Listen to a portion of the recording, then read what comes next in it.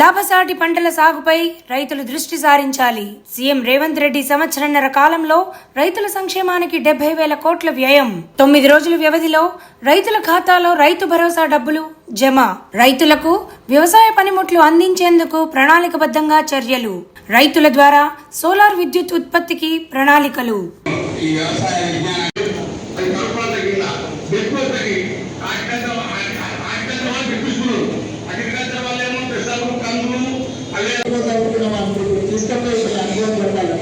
మాకు పొలం లేదు, మా ఇద్దరు భార్య భర్తలను చేసుకొని ముగ్గురు బిడ్డల పెళ్లి చేసాం, కొడుకు పెళ్లి చేశాను.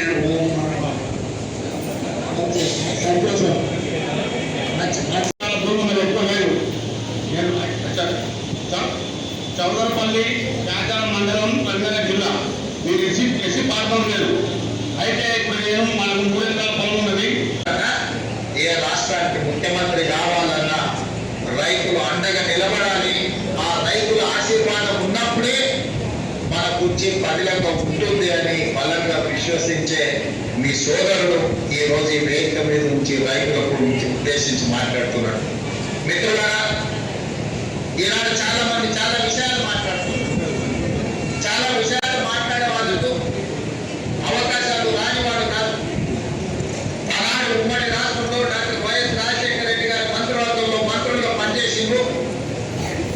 ఇవాళ తెలంగాణ రాష్ట్ర రైతాంగానికి నేను ఈ వేదిక నుంచి విజ్ఞప్తి చేస్తున్నాను.